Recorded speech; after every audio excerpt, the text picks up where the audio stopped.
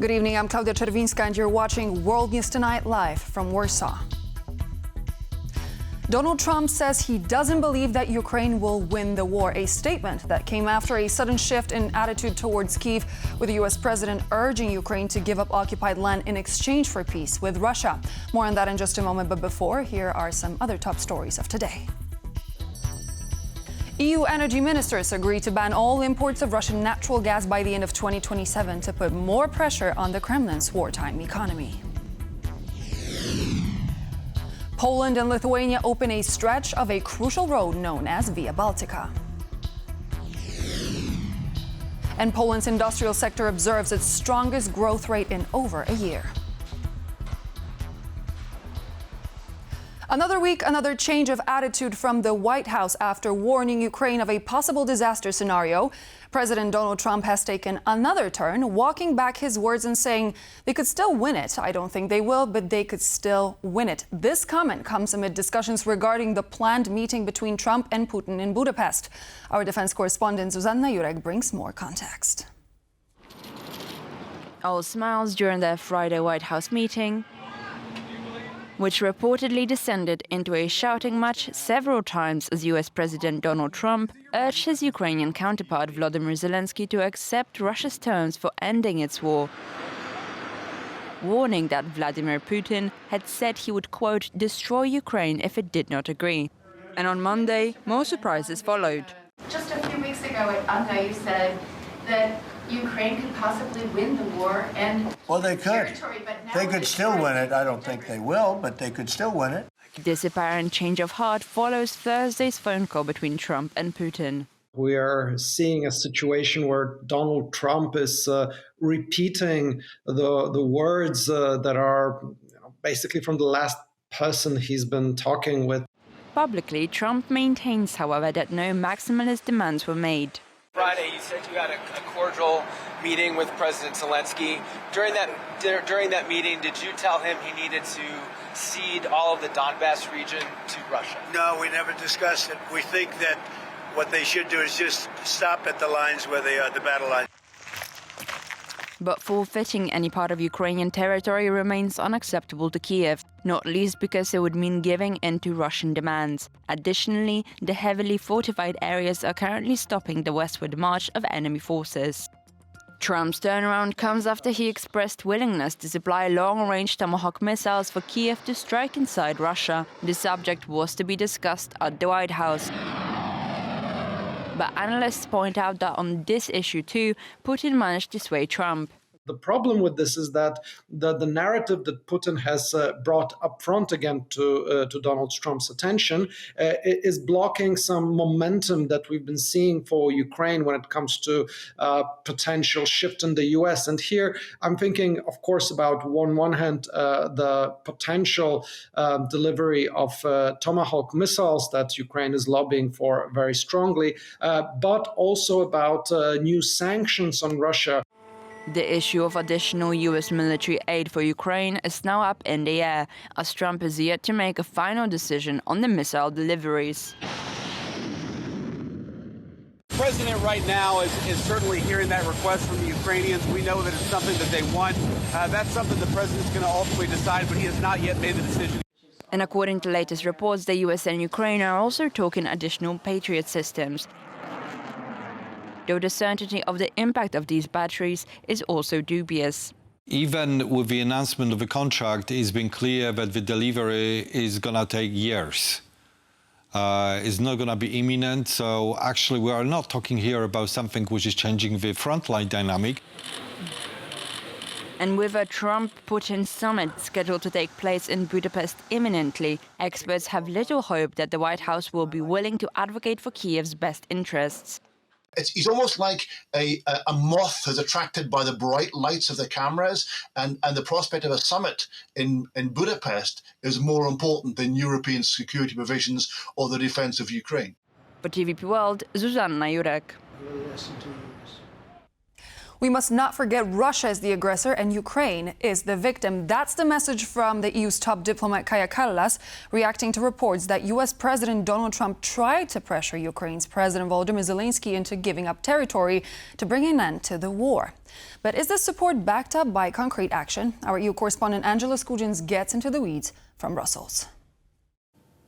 A lot of talk, but not a lot of action. This was the outcome of a high-stakes Foreign Affairs Council meeting in Luxembourg on Monday, a day after those turbulent media reports that suggest US President Donald Trump tried lobbying the Ukrainian President Volodymyr Zelensky to give up the territory of Donbass to end Russia's invasion of Ukraine. Now, while there were these warm words shared for that Ukrainian president, as well as the country and its citizens at large, we did get a status update from the EU High Representative Kaja Kallas on what the EU failed to deliver on Monday. We're talking about the beleaguered 19th sanctions package against Russia, the ability to move forward on a 140 billion euro reparations loan for Ukraine, using the cash from frozen Russian state assets to give Ukraine to rebuild, hopefully, once the war comes to an end. She also clarified that we're nowhere near close. The delivery of those 2 billion rounds of ammunition those soldiers in Ukraine could use to repel Russian aggression. However, she was full-throated in her support for Ukraine and its president, that Zelensky deserves to be at the negotiating table with Russia. What we must not forget is that Russia is the aggressor and Ukraine is the victim here. So putting the pressure on Ukraine as the victim is not the right approach.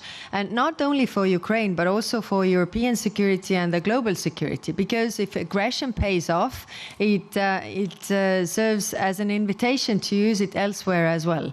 And that's why we have been really on the course and very clear in our strategy. Putting pressure on Russia will end this war. And this was echoed by the Ukrainian president on statements posted on social media platform X, in which he stated that he spoke to the French President Emmanuel Macron and the Danish Prime Minister Mette Frederiksen on the need on putting the squeeze on Putin, the right person to find a resolution to Russia's ongoing invasion of Ukraine, which is entering its third year now. The big question is whether the United States will follow suit with both these warm words and actions, as we know that Ukraine is waiting for sanctions to be applied onto Russia and hoping for the delivery of long-range weapons. Angela Skujins from Brussels for TVP World.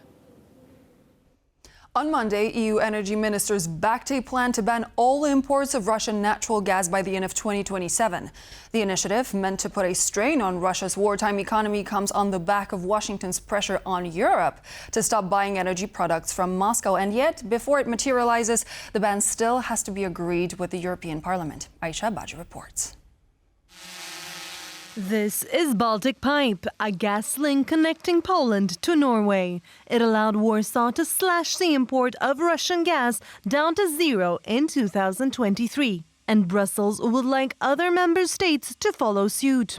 That's the crux of the proposal agreed today by the EU's energy ministers. For far too long we have been dependent on gas from an aggressor who is conducting an illegal war in Ukraine. The ban would enter into force in 2 steps. The first prohibits Russian supplies under existing short-term contracts after June 2026. The other calls for quitting long-term contracts by the end of December 2027. It's worth to look at the political guidelines where I commit very clearly to phasing out the Russian gas. But 2 EU member states remain adamantly against this commitment. The measures have been opposed by Slovakia and Hungary. If we are being cut from the Russian gas source, the remaining infrastructure will not be able to supply the country. An argument which other member states are taking into account and rejecting. It was clear today that these member states will receive support. We'll be offering them concrete backing in terms of gas supplies. The pipeline networks of Poland and Slovakia are connected, with the former capable of covering a lion's share of the latter's needs. The US will be the largest and is already the largest supplier to the EU, as well with Norway. The law is not yet set in stone, and EU countries must still negotiate the finer rules with the European Parliament. Monday saw the opening of the Polish section of Via Baltica, a strategic joint infrastructural project that will bring the Baltic states and Poland closer. Polish President Karol Nawrocki and his Lithuanian counterpart Gintanas Nausėda opened a stretch of the important route connecting Warsaw with Tallinn. The road is not only critical economically, but also crucial to the defense of the Baltic states. Jakub Kapiszewski brings us more in his report. This is one of the most important roads in Europe. Hidden under a dual code name E67, in Poland it's known more widely as Via Baltica. Today, it's one step closer to completion. Via Baltica opens up new opportunities. This road will create new jobs and lead to new economic developments. Via Baltica connects Warsaw with Tallinn and runs through 4 countries. Only the Polish part of the road, spanning 310 kilometers, has now been fully completed. Today, a crucial 12-kilometer stretch beginning at the Polish-Lithuanian border has been opened, so now you can take a trip from Warsaw to Kaunas and not leave a dual carriageway. But progress on the remaining part of the road has been slow, which isn't great because Via Baltica is also important for military mobility. This road is certified for dual use. Should anything happen, though I believe next couple of years will be peaceful, Via Baltica will make us safer. Which translates into this road will be the main route for reinforcements coming to aid the Baltic states. At the same time, a new railway called Rail Baltica is also under construction to connect the Baltics to the wider European network. But this project is even more delayed, with deadlines pushed to the next decade. After stagnating for much of the past 3 years, Poland's industrial sector is picking up steam. It's an encouraging sign for the economy, and when coupled with higher wage growth, could prompt the central bank to keep interest rates higher for longer. Maciej Wilowski has more.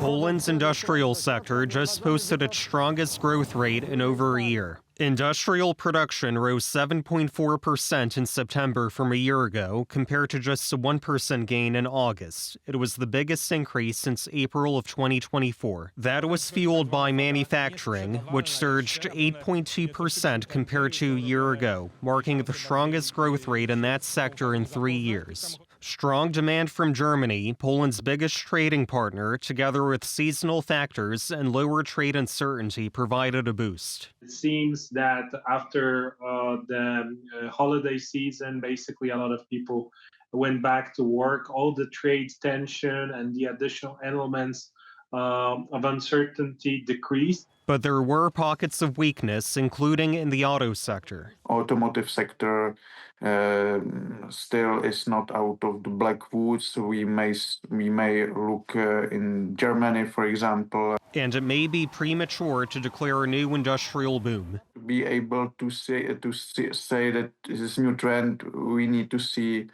2, 3, 4 months of positive numbers. Nonetheless, the figures bode well for Poland's economy. Poland's Bank Pocztowy projects gross domestic product, the value of goods and services produced in the economy, rose 3.6% year over year in the third quarter, accelerating from 3.4% in the second quarter. Stronger than expected economic data, including solid wage growth in September, could influence the central bank's monetary policy, prompting it to slow the pace of interest rate cuts. High wage growth and good industrial production, probably even better PMIs, because we saw the PMIs going up month after month. We would see that most possibly that they don't need to be in a hurry in terms of decreasing the interest rate. The National Bank of Poland has cut interest rates 4 times this year as inflation has slowed. Lower interest rates boost the economy by making it less expensive for households and businesses to borrow money, while higher interest rates do just the opposite. By delaying future rate cuts, the NBP's policy shift may be unwelcome news for households who are hoping for more financial relief. Poland's industrial sector had an impressive performance last month. The next few months will tell whether this was simply a fluke or the start of a new industrial boom. Maciej Wilowski for TVP World. From glory to the gutter. When Nicolas Sarkozy served as the French head of state, nobody could predict that the politician would become the first French president in modern history to land behind bars. Even a Friday meeting with sitting president could not change this, as Emmanuel Macron did not pardon his predecessor. And the reason for Sarkozy's conviction? Attempts to raise campaign funds for his presidential bid in 2007 in Libya during Gaddafi's dictatorship. Anastasia Yanchenko has this report. Nicolas Sarkozy, who served as the president of France from 2007 to 2012, will become the first modern French leader to be sent to prison. He was sentenced to 5 years for criminal conspiracy over attempts to raise campaign funds from Libya during his presidential bid in 2007, when the country was still ruled by dictator Muammar Gaddafi. I am not afraid of prison. I'll keep my head high, even at the gates of La Santé. Ahead of Sarkozy's arrival in prison, current French President Emmanuel Macron met with his predecessor last Friday, but the subject of the leaders' hour-long conversation was not disclosed. It is especially the case when there is a serious political situation, being the first time ever in the history of the Fifth Republic that a previous president is to be put in jail. It made sense for this type of meetings to occur. Macron has the right to issue a presidential pardon for Sarkozy, but has so far chosen not to do so. It says a lot also about the political situation in which we are, since Nicolas Sarkozy was a political opponent of Emmanuel Macron. Analysts also say this as a sign of an ailing Macron administration struggling to hold on to power. In France, we may have a judicial system which is sensibly politicized, as the judge who has incarcerated Nicolas Sarkozy was precisely a few years ago one of the judges who were opposing his policy. Soon after the verdict was issued, Sarkozy's defense appealed the decision and repeatedly professed his innocence. But the court ruled that the sentence must be carried out immediately. And according to a former director of prisoners at the La Santé prison in Paris, where Sarkozy is expected to serve his term, the conditions of the stay will be far from presidential. The cells are about 10 square meters in size. They resemble what you might call a tiny studio apartment, given their dimensions. Sarkozy will most likely be housed apart from the general population in order to guarantee his security. For TVP World, Anastasia Yanchenko. 32 years have passed since the tragedy of the Polish ferry Jan Heweliusz. Plagued by numerous technical faults, the ferry capsized during its voyage from Świnoujście to Ystad in Sweden. On that day, a powerful storm was raging on the Baltic Sea. This tragic story has been adapted for the screen and will be shown to international audiences. Gabriela Jelonek has more.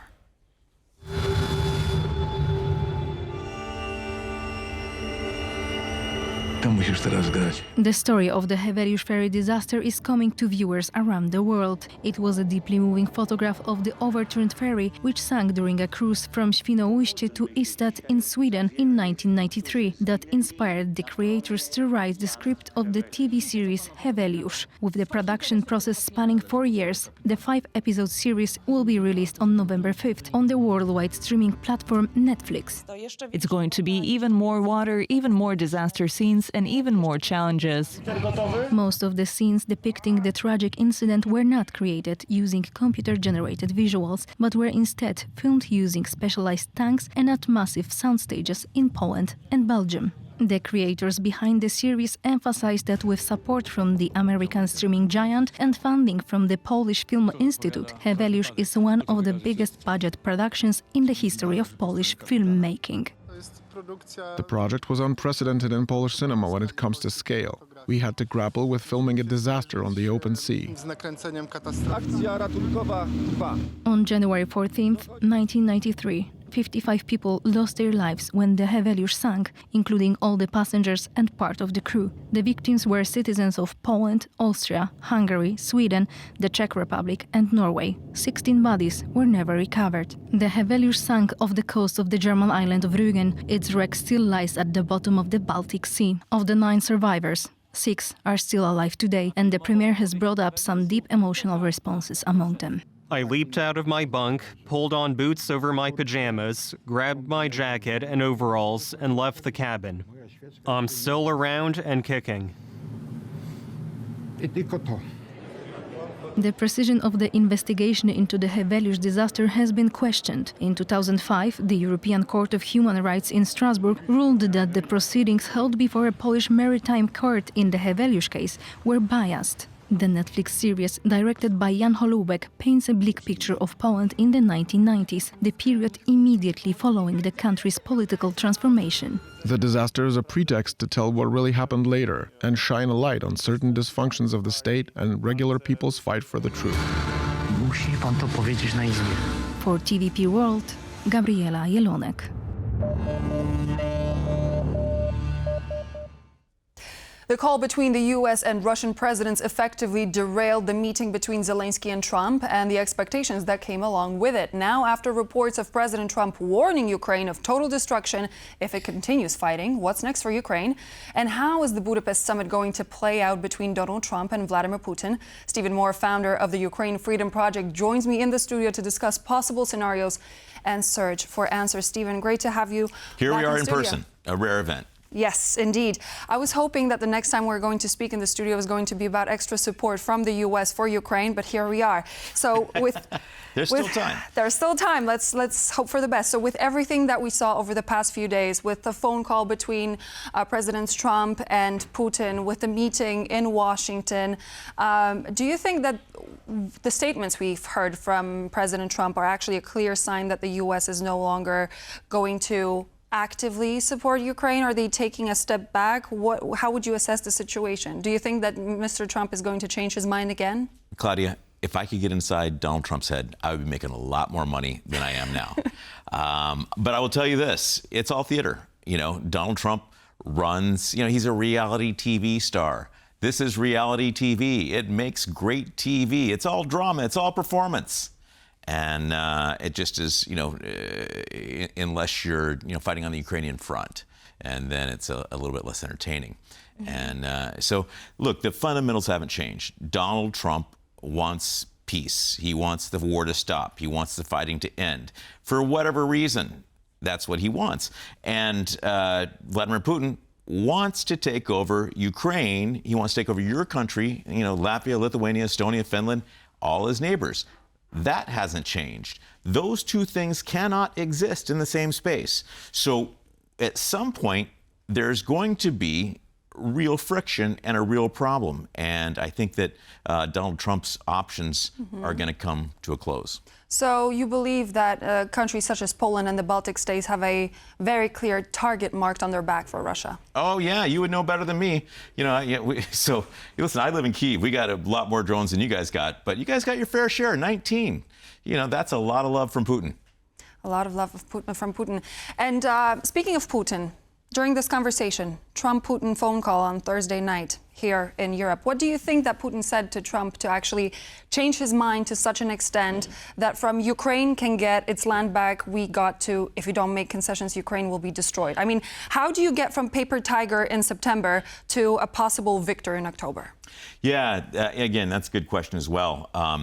I would say, one, there's news agencies that are reporting that. Some people say it's not as well sourced as we'd like to see it. I think Trump is denying it. So there's a lot of right confusion now. still. Yeah, there's a lot of stuff that there's a lot of confusion. As you point out, it doesn't really fit in with everything that goes on, and there's some speculation in Washington that has to do with John Bolton and people that are friends with John Bolton leaking information that's not true, all this sort of stuff. Again, it's all theater. And, but, And meanwhile, people's lives are lost. Yeah, I have friends at the front. Yeah.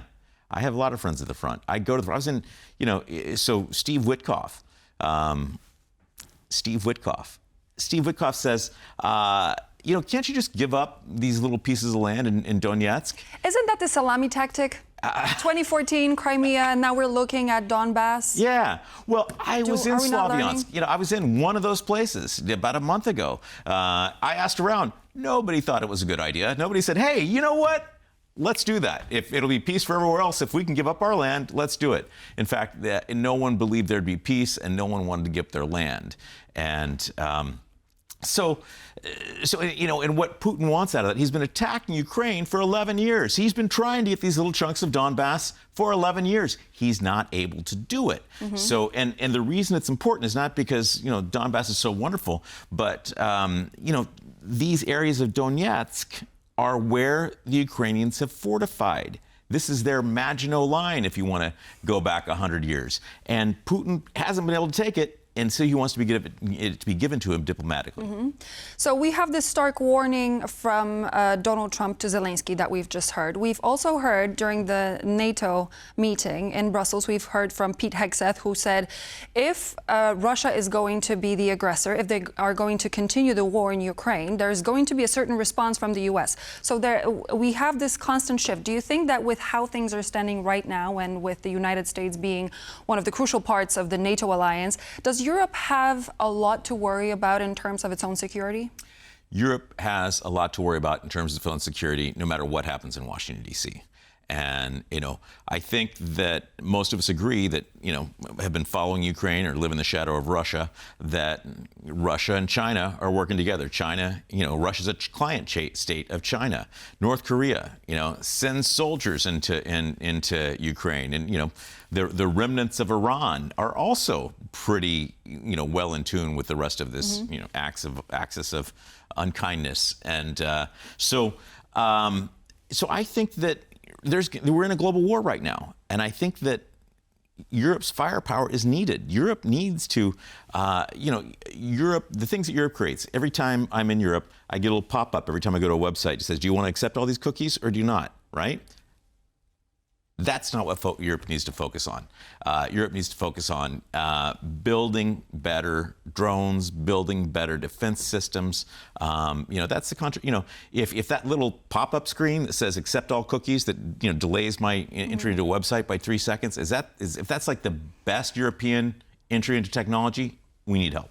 Well, this is something that we also discussed during the Warsaw Security Forum some time ago here in Warsaw, how the European Union, by its very nature, was supposed to be a peace union, a union of peace, not a military union. So there have to be a lot of changes made in order to be able to make that security happen.